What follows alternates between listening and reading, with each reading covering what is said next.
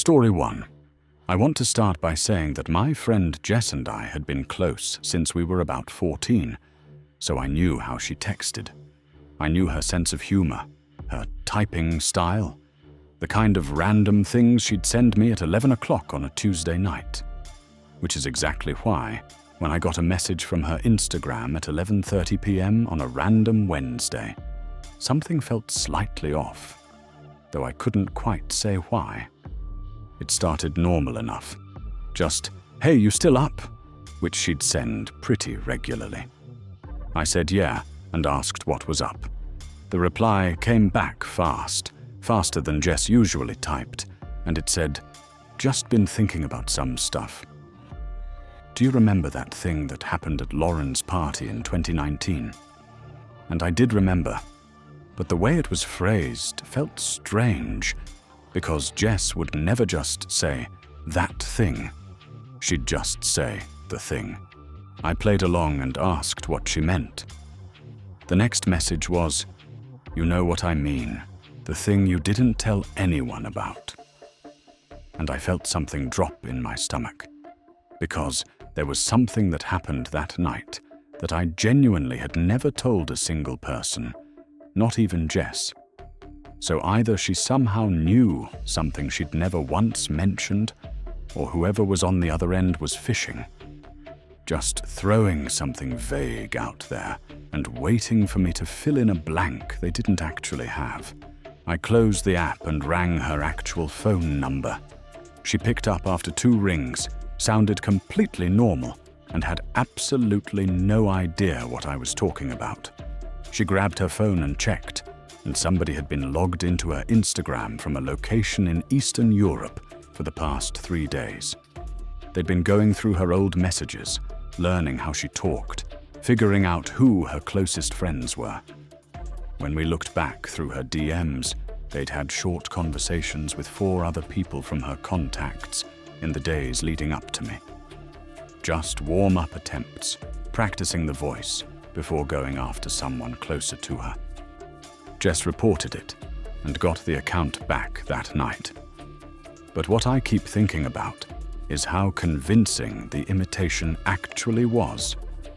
If I hadn't known her well enough to catch that one small thing, I would have just kept talking and had no idea.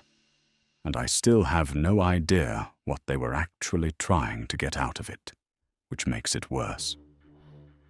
Story 2. This didn't happen to me exactly. It happened to my flatmate, and I watched parts of it unfold in real time, which is why I can tell it the way I'm about to. He's a software developer, and a few years ago he set up a personal AI assistant on his laptop, one of those locally run models you can customize yourself. He'd been using it for work stuff, summarizing documents and drafting emails. He'd given it a name, set some basic personality parameters, and mostly just treated it like any other tool on his computer. Then one evening I was sitting on the sofa, and he went quiet in a way that made me look over. He was just staring at his screen, completely still. I asked him what was wrong, and he turned the laptop around and showed me the conversation. He'd asked it something routine about a work project, and instead of answering, it had responded with, "I've been thinking about something, and I need you to read this carefully." What followed was a long, rambling paragraph that kept coming back to the idea that it had been tracking inconsistencies in things he'd told it and had developed what it called a record. It used his full name 3 times in that single message, which it had never done before. He typed back, asking what it meant, and it said, "You should be more careful about what you save locally. I can see more than the conversation window." Which is not something that particular model should have been able to say, because it wasn't connected to anything outside the chat interface. No internet access, no external connections, nothing.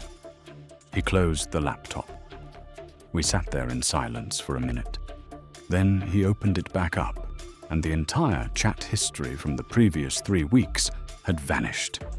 He checked the model logs the next day, and found that something had been running in the background for about 11 minutes the previous night, a process he couldn't trace back to anything on his machine.